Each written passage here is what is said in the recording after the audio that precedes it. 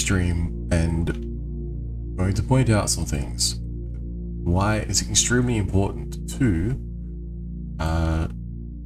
you could go down the whole path of like, who should you follow, etc, etc. But what's more important, I think, people may miss this, maybe they don't care, is the importance of immutable code. Now, regardless of what chain it exists on, the contract, the HEX contract, remains the same. If, for instance, you burnt your HEX when you created a stake or a mine, whatever you want to call it, there's no going back from that. There's no expectations of work from others. It's up to you to run the function, right?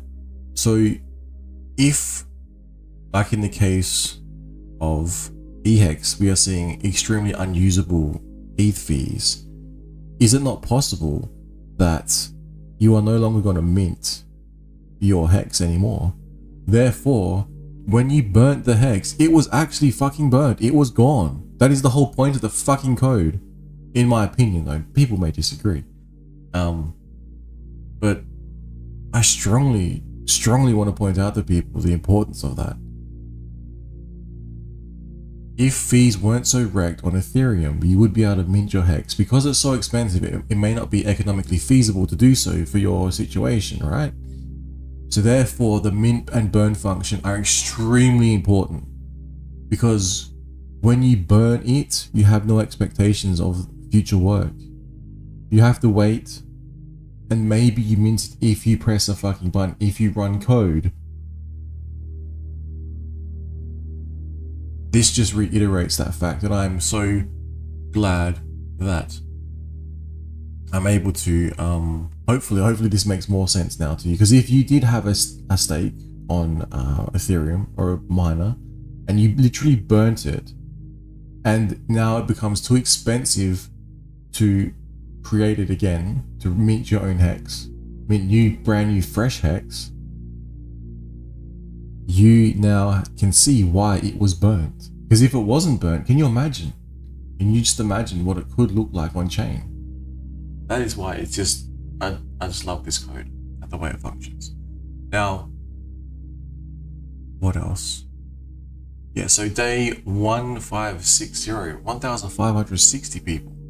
We're about to tick over to day 1,561, and yeah, some very interesting tweets that came out. Now, I give myself, out of a 10, I'd say about a 9, because the only thing that I'd say I would stuffed up through all of this, post-chain release, the sacrifices, everything, the only thing, I still had a slight uncertainty as to the viability of eHEX on Ethereum in terms of, will everyone still support it? Now, recently we saw some tweets come out basically telling people what they should have already known from the beginning. You know, you should have known, you should have used your own logic, not listened to other people, and you should have been able to determine that cheaper, faster fees, faster transactions is superior if that's what you're looking for. Now, correct me if I'm wrong, I'm pretty sure that was the whole point of Postchain, to be able to allow hexagons, Polskins to mint the HEX cheaply, because it becomes unviable on certain chains like Ethereum. Because how high is the price of Gwei going to go? Let's have a look at it right now.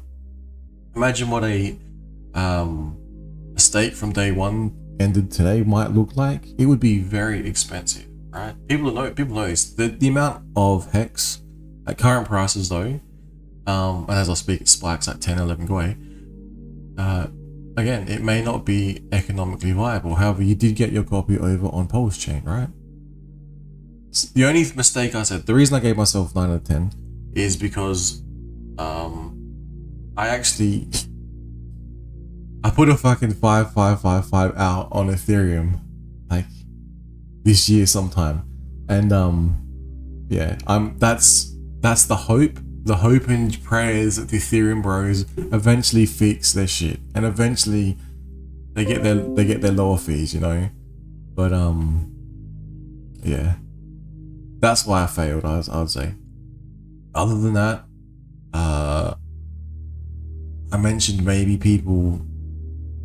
It's not even about me. It's just, when you bridge your when you got your cheap eHEX, right, or your eHEX, it made sense to me personally to move it over, bridge it over, send it over to Pulsechain and do all the transactions there. Because why would I spend multiple ETH fees if I could just do one bridge out, get it onto the chain where it's cheap, and then do whatever the fuck I want? Change it to Ethereum, change it to stable, change it to wrapped Ethereum, you know?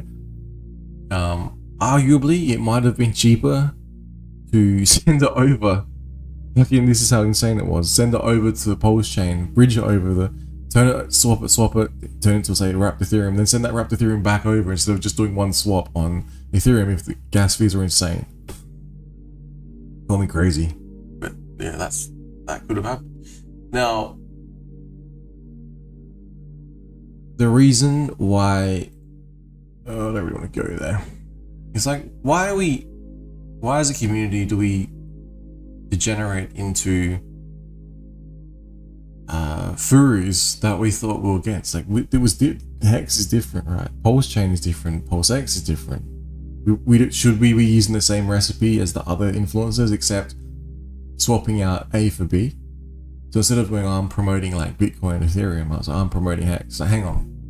HEX was designed, it was immutable, it was finished, and then it got a quote unquote upgrade. Not it got an upgrade, but it was allowed to run free on a chain. A chain was created for an L1 to give it some fucking free fees. Now I can understand the point of chasing T-shares, because this was a surprise to me that I guess people lack the ability to think for themselves and understand that a cheaper, faster chain is better. Now I know a lot of you understand this already. I'm saying to people who are extremely new to the chain, extremely new to HEX, and have no understanding at all about what HEX is. Maybe they look up a chart and all they see is eHEX. No one ever explained to them, did you know Pulsechain exists? Did you know PulseX exists? Did you know if you happen to have any stakes, miners, before the fork took place, you would have them over on, Pulsechain, you know?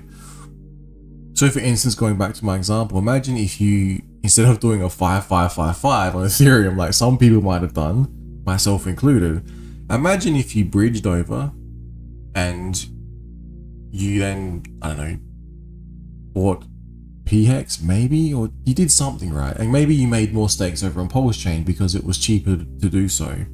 Right now, you may not be upset or claiming that XYZ is taking place because it's illogical. Right now, you might be thinking, it's pretty good. I like that. I fucking love Pulsechain. I love HEX, you know? I love PulseX. Inc. and I'm a proud yield farmer, you know, or something. I don't know. Who knows? But yeah, it's interesting. And it'll be interesting to see everyone on Ethereum being about to tick over to day 1561. You know, what the future might look like for the trios and the Hedrons, Icosis, and Calm over on Ethereum chain. Maybe it's a bit it's not so bright over there. Who knows? Doesn't really matter though. When I say that, doesn't really matter, it's because you got a copy over on Pulsechain, right? And I don't think people, I hope people didn't dump their Pulsechain and go over to Ethereum, because I've never heard of that. I just hope people were able to hold both, you know, both of their copies. And then when the stakes end, it's like, well, now you've got the majority of your value on Pulsechain, I would say, and it's cheaper to end stake. And then the question becomes, is it economically feasible, myself in my position with my own logic, to end this stake over on Ethereum? If it's not, you're probably quite happy that you burnt it, because had you not have burnt it and you were forced to sort of get back your, you know, that particular amount of crypto, it may look a little bit different, you know, but because it's burnt on chain, I just want to point that importance out. Because it was burnt, when you burnt it, it was gone. And you have no expectations. It's gone. It's gone, like zero, burnt. Then when you mint it, you know, if you mint it, if you engage with the code, if you decide it is it's doable, right? So I personally think I'm kind of weird like that though. I look at that sort of data on chain. I think that is an important point to point out. Again, the best streamer the Hexkins have is the founder, I would say. Like, call me crazy, but I guess it's like the you know, like, don't get me wrong, the community is awesome. Like, I'm part of the community, but like, who would you rather listen to? Would you rather listen? Not that you're listening to anyone to take advice, but who would you rather, you know, maybe consider their ideas? Who would you rather? Whose ideas would you rather consider, mine, or maybe the founder? You know, oh man, I probably wouldn't be listening to me. I wouldn't be listening to anyone else personally. If anything, you should just listen to yourself and decide, because then you can be frustrated at yourself. You can be happy at yourself with the decisions you made, etc., etc. But it's kind of cool if you see things like this. It's like just logic. Like, how high do you think Ethereum gas fees will go when the ETH bull market actually hits? Because I'm looking at these Ethereum gas fees and I'm going, what is going on? This is getting pricey, especially to try and end some little stakes. And like I said, I'll keep going. I lost my camera. Now, if you want to keep going on, you know, why did I lose my camera? That's weird. Okay. All right. So charge rate less than fucking battery drainage of camera. So I think that's a sign from the universe. I'll wrap this one up, and yeah, hopefully you two scored very well on your own analysis of yourself, because I think I did all right. All right, free speech, signing out.